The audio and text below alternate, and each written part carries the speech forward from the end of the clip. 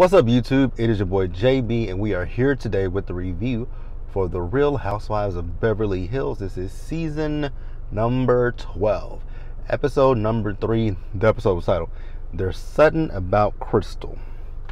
Alright, you guys, so before we go ahead and get into this review, if you guys are watching this video or any other video on the channel and are not subscribed to the channel, I need you guys to do me a solid favor and stop taking me out on this date and having me foot the bill at the end of it. You guys know you can do me that favor by liking the video, subscribing to my channel, turning on your post notification, sharing the video.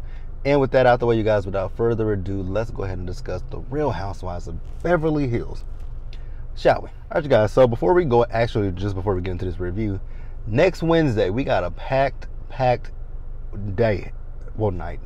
It's a packed night because we got Real Housewives of Beverly Hills, we have The Real Housewives of Dubai, as well as Sisters is returning to BET. So it's gonna be a night full of reviews. So I'm just trying to figure everything out. But yeah, we are gonna have, like I said, Beverly Hills Housewives, Dubai Housewives, and Sisters. Now I'm gonna be honest with you guys. I watched the trailer last week for The Real Housewives of Dubai. That trailer was very lackluster to me, but I'm gonna do reviews of Dubai. Give it a shot. I don't necessarily know if we're going to stick with it because, like I said, the trailer didn't give me much to go by. Only thing that shocked me was seeing Phaedra return. But yeah, that's that. So let's talk about this episode. So I'm going to get the people who didn't have much out of the way. Let's talk about Garcelle. So in this episode, all the ladies are packing to head back to La Quinta. Now, if you guys remember last season, the ladies went to La Quinta, and that was where those reports started coming out about Tom and Erica. So you guys remember how interesting that was last season to review Beverly Hills with the La Quinta situation. So we're back in La Quinta this season, and that was the first trip of last season, and that was the first trip of this season. Will we have as much drama as we had last season in La Quinta? We shall see. But Garcelle, she's packing to go to La Quinta. She had something delivered to her house. I think it said amnesty, some kind of angel, some kind of wings, and it has crystals on it. I don't know what it's supposed to do, if it's supposed to ward off evil spirits or whatnot. I'm not sure, but that was all we have for Garcelle. So let's pause here, you guys, and move forward. Next up, you guys, let's talk about Erica, because I got some things to say about Miss Erica Jane. So, Erica, remember, I just told you guys that the ladies are packing to head down to La Quinta, right? So Erica is in her closet, and Erica is looking around her closet. Mind you, Erica got clothes for days. But now Erica is like, oh, what are we going to choose to wear for the second time? Is that the only thing you're concerned about? Repeating an outfit? Like, Erica is so damn insensitive. And like, I'm going to continue the same stance that I had last season. Do I believe Erica knew what Tom was doing? No, I don't. But now that you know what Tom is, I'm not even going to say allegedly.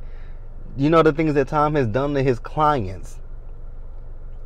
Any person with an ounce of dignity, an ounce of empathy, anything like that, any person, any decent human being would think to themselves, you know, my husband or my wife defrauded their clients by taking money from them, misappropriating funds, and taking from them. Let me do whatever, let me help with this investigation, let me do whatever I can to rectify and make these people whole. Oh no, that ain't Erica. Erica couldn't give one flying frizzle frack about the victims. Like, she doesn't give a flying frizzle frack about these victims. That's all I gotta say, is she don't care. And I'm thinking to myself, like, Erica, you're talking about re-wearing something, because she's talking about, you know, she typically, when she wears something, she takes it and she resells it, and then she takes that money and she goes and buys a new outfit. But unfortunately, she can't do that.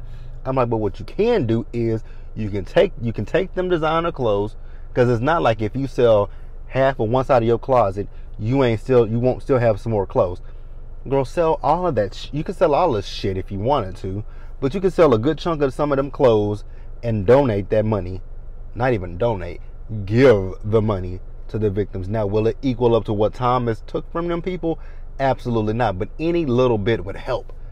Like, I can't with Erica. And I've told you guys plenty of times, previously to last season, Erica was one of my favorites. I loved me some Erica Jane. But last season really turned me off to this persona that, you know, it's this cold thing. You guys, you want to know the interesting thing about Real Housewives of Beverly Hills? Three of the housewives on Beverly Hills, we all share a similar sign. You guys know my birthday is July 16th. Rena's birthday is in July. I'm nothing like Rena. Erica's birthday is in July. Nothing like, I think Erica's birthday is like July the 10th. And I think Rena's birthday is like July 8th or something like that. I think it's after the 4th. And Dorit's birthday is in July. And Dorit's birthday is the day before mine. Dorit's birthday is July 15th. It is interesting to me when I think about all the housewives who either has birthdays in July or we have the same birthday. I can't stand them. You guys know I can't stand Dorit. I'm starting to dislike Erica. I like Rena to an extent. And then the housewife that I can't stand the most, she actually shares the same birthday with me, July 16th. And that is none other than Charisse Jackson Jordan from Real Housewives of Potomac. I'm like, how in the hell do we share the same birthday when I can't stand her, period. But yeah, I just thought it was interesting. Like, damn, you guys are cancers and I just don't like you, period. Well, I like Rena. Like I said, I like Rena to an extent. Erica, I don't really see it for Erica as much as I used to. I used to go up for Erica, but I don't go up for Erica anymore. I used to go up for Kyle too, but I can't even go up for Kyle. But I still like Kyle too. I like Kyle and I like Rena to an extent. And it's getting to be a very, very small extent with both of those two. So let's pause here, you guys, and move forward. So next up, let's talk about Crystal. So Crystal had all the ladies come over to her house, and this is the beginning part of the episode. So everyone is there with the exception of Sutton, and the reason why Sutton is not there is because Sutton was in Austin doing some work.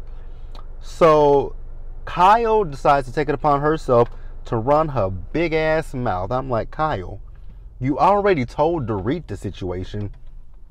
You've already expressed to Dorit that you and Sutton sat there and you had that conversation, and Sutton said, oh, it's not like I had a gun pointed to my head. You've already said it to the person that she was referencing. Why do you then feel the need to bring it up to the other women?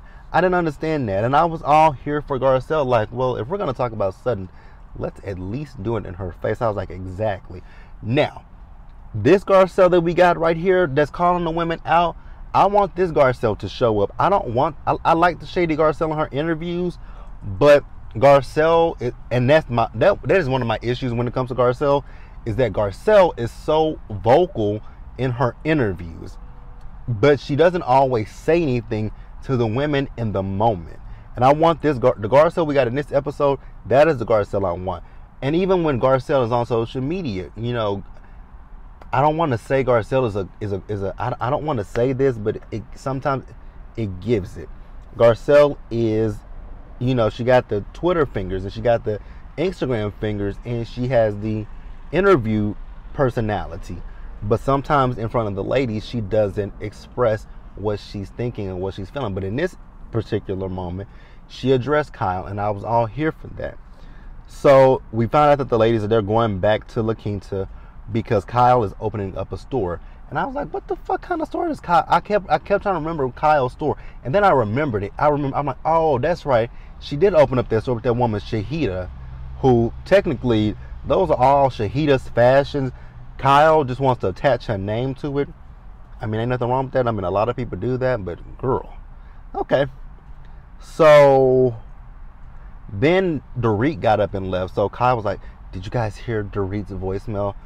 Here we go once again with Kyle making situations about Kyle. Kyle, it is not about you. It's not about you. So she plays the voicemail for that Dorit left. So Dorit she had a bad night, and she calmed them and she let them know. So Dorit had a panic attack, you know, and I'm going to leave it at this.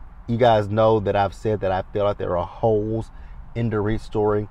I still feel that way. I still have that same sentiment that there are some holes in Dorit's story. But at this point, I'm just going to let it be, and we're going to rock with it.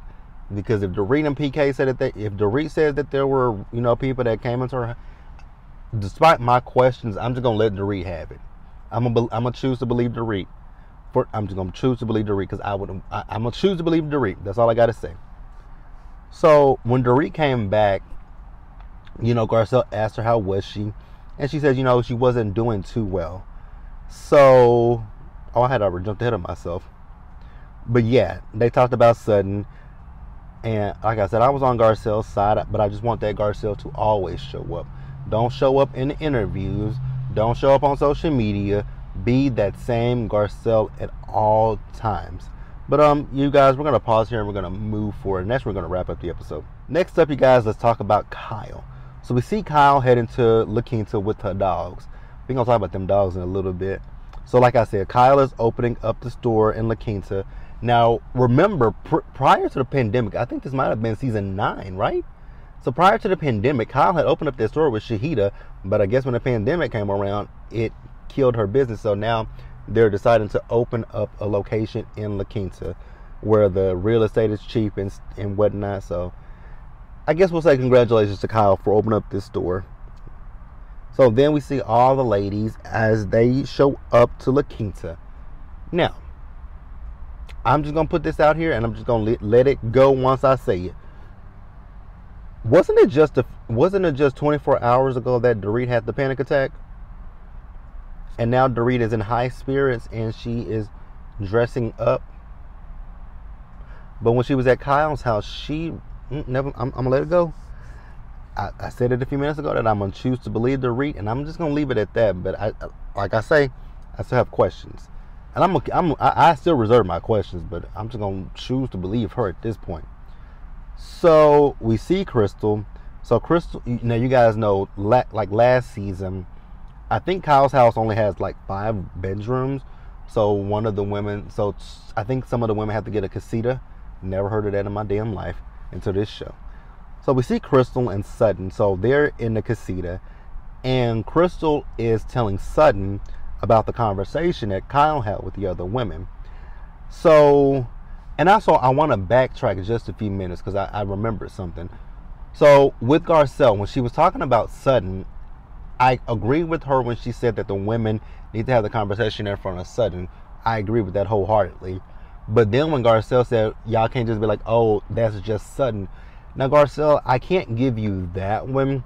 Even though I don't 100% believe Dorit's story, I just feel like there are some holes in the story. Me personally, even if I was someone who had been held at gunpoint or someone who just had all this trauma, you would think that you wouldn't express yourself in that way that Sutton expressed herself. Like, I know that there was a trigger, and I had a comment that said that it might have been a trigger for Sutton, and I'm okay with that. I'm cool with it being a trigger for Sutton. I think the issue that I really took with what Sutton said was the fact that Sutton said it's not like I had a gun held to my head. That was very insensitive. It's very insensitive. And then you're someone who, your father took his own life. Your father unlived himself. You had someone break into your home. I would think you wouldn't say something so insensitive like that. I would think you would say, I think that if you are in a situation where that is a trigger for you, I feel like you would say, you know what, Kyle, it's sad what happened to Dorit, but I feel triggered having this conversation because of what happened to me in my past. You talking about that is making me relive old feelings that I thought I had pushed away. So I would prefer it if we didn't have this conversation. That's what Sutton could have said, but she didn't say it. She said what she said. Now, I know a lot of people say Sutton probably said that because she didn't believe the shit that Dorit is saying. Could be true as well. We would be on the same page because I don't believe what Dorit is saying, but I'm just going to rock with it. So So yeah, Sutton was talking about the trauma this happened, and like I just said, what Sutton could have done. There are a multitude of things that Sutton could have done. So then we get to the opening of the store. So Sutton goes up to Dorit. She talks to Dorit, and she apologizes to Dorit. And then we got Brokey over here. Brokey is still talking about this Cartier ring that Diana has. So she's asking Diana about a particular style of ring. And she's like, somebody's like, you can buy it. I can't buy that right now. We know you can't buy it because you're broke as fuck. We know that. Broke people can't buy shit. Just saying. So then we leave the party and we move back over to Kyle's house. Kyle agreed to train them fucking dogs. Now granted, the dog ate Renna's steak. I didn't give a fuck about it eating Renna's steak. Eat whatever you want off of Renna's plate. Hell, eat Renna. Eat Renna. I don't care. I'm just playing. These are jokes. These are jokes. But I really don't care about it. I really don't care about the dog eating Renna's food. So, Garcelle, like I said, if this Garcelle that we are getting so far will stick around, if this Garcelle keeps showing up, I'm cool with it. So Garcelle's like, okay. So everybody, since Sutton is here, let's have the conversation that was had. And stuff like, oh, let's talk about me.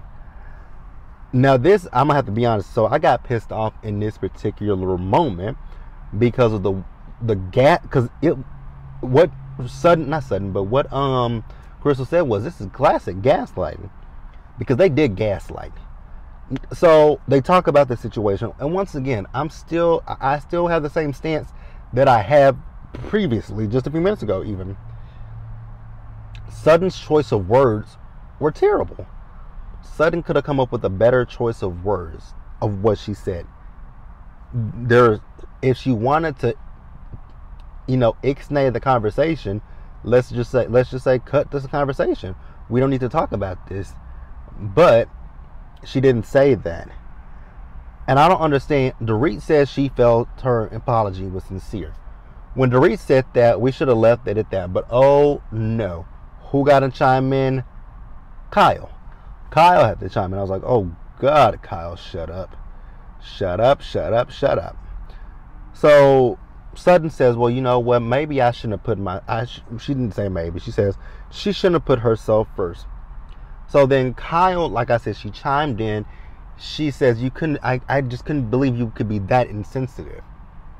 Okay, Kyle, if you want to go off, girl, go off. But it ain't that deep. It ain't that deep at this point, because Sutton's apologized and Dorit has chosen to accept her apology. So why are we now beating this dead horse with a stick at this point? Why are we beating a dead horse with a stick? So Diana decides she wants to chime in. You guys, I don't know how I feel about Diana. I'm still trying to get a feel for Diana. I don't know where I don't know. I know, I saw a lot of people say that Diana reminded them of a younger Yolanda, and I see it. So yeah, like I said, I don't know how I feel about Diana. The jury is still out on Diana, Miss Diana Jenkins. The jury is still out on her.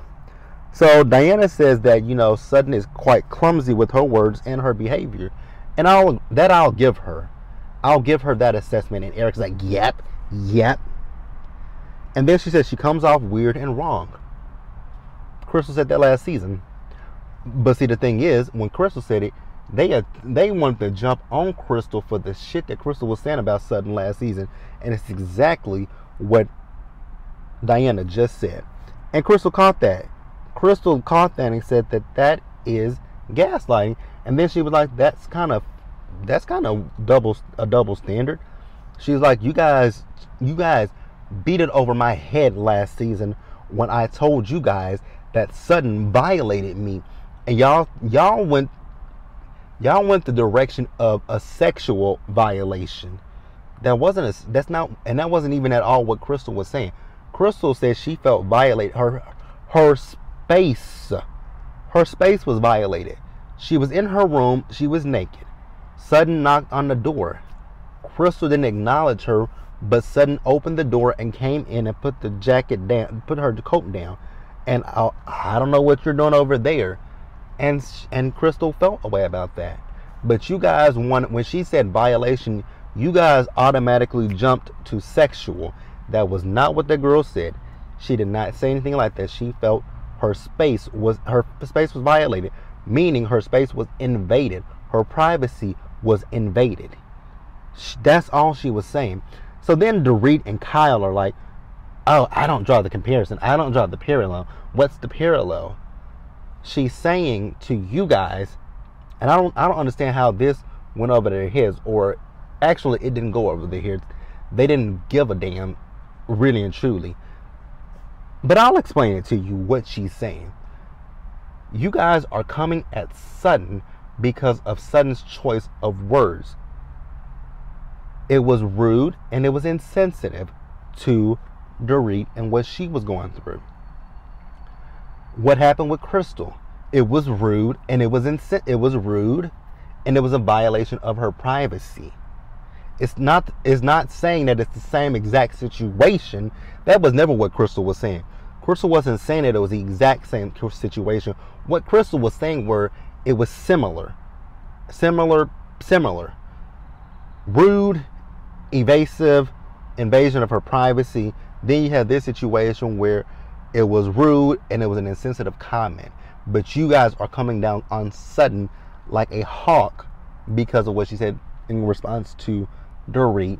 But when it happened to Crystal, you guys made Crystal feel bad about the situation, and you guys wanted Crystal to find a different set of words to satisfy you guys and not herself.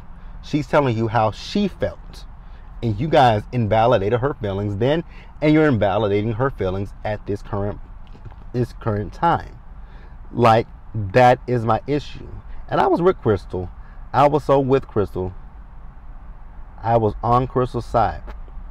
So then Sutton's like, you know what, Crystal, after our situation last season, you know, she thought about it and she realized that she learned how to respect what people feel. And that's all it is. That's all it is. You respect people's feelings. Crystal told her she felt violated. And again, it had nothing to do with a sexual violation. Her space was violated. Her privacy was violated. Dorit, her home that was a violation of her home. So basically, it is the same. It is technically the same situation. Violation. Sutton walked into her room unannounced. Those burglars came into Dorit's house unannounced. So I don't get how y'all don't see the comparison. The parallel is like, I don't see the parallel. Sutton, I mean not Sutton, but Crystal, you're a lot nicer than I am. So when Sutton said that she she learned how to, she learned about, to respect how people feel. Then Erica says, well, do you respect how you treated me? It was something about, do you feel differently about how you treated me last year in this exact room? Erica, shut up, because this ain't got nothing to do with you. You said things that weren't true. You called me a liar. Well, Erica, you lied. You lied. Tom, you said Tom went off of a cliff. That still hasn't been proven that Tom went off of a cliff, broke his ankle, but they wanted to do surgery on his head. And then where's the mistress that was in the car with him? So yeah, none of that. And then you talk about everything has been proven. What the fuck has been proven, Erica? Find the proof of where something has been proven. Because I ain't saw it. I haven't saw it. So I don't believe anything has been proven. Fact, and then my issue with you, Erica, is you want to come at Sutton because Sutton was talking about the stuff that was in the press. It was in the press. It was on page 6. It was in every news outlet. There is a whole ass documentary about you called The Hustler and The Housewife. So are you suing those people? Oh, that's right. You can't sue them because it's not slander. It ain't slander. So shut up. Shut up. And then Renna chimes in. I'm like, Renna, you shut up too. You and your big bobble lips. Shut up. And then they just kept going, and it's like y'all are really invalidating what Crystal is saying. Crystal never said it was the same situation. Crystal was saying it was similar. And then Kyle says this is apple and oranges. It's not really apples and oranges. It's kind of the same. And I'm not saying it's the same. I'm not saying same in the fact that what I'm saying is in similar situations, Sutton misspoke. Sutton did did things that, you know, weren't, you know, the right things to do in both situations. She walked in on Crystal naked, even though she wasn't announced. She made this insensitive statement about Dorit. So they are pretty much identical because Sutton is the root cause. And even Erica tried to say Sutton is the root cause, but not in your situation, girl. Not in yours, because your shit was in the press. So shut up. And then when Dorit told her, asked her, are you out of your fucking mind? Where's the accent at, boo? I don't hear the accent. Oh, God, somebody's tires is going bad because it smells like burnt rubber over here. Oh, Jesus. That really smells like burnt rubber. But that's it, you guys. So, like I said, Crystal, you're a lot nicer than I am, because when she said, are you out of your fucking mind, I would have looked around and said, bitch, who the fuck you talking to? Because your kids ain't here, so I don't know who you talking to. Like, I would have went in on Dorit. Dorit has an issue with trying to yell at people. Girl, you at a 10. I know that's 5, but you're at a 10. I'm gonna need you to bring that whole arm down to about a 4. Lose about 6 octaves in your voice when you talk to me. But that's it, you guys. Let me know what you guys thought about the episode. Get in the comment section and let me know what you guys think about it. Subscribe to the channel, turn on your post notifications, share the video, you guys. And until the next time, stay safe out there. Take care of yourselves. Wash your hands, wear a mask, socially distance.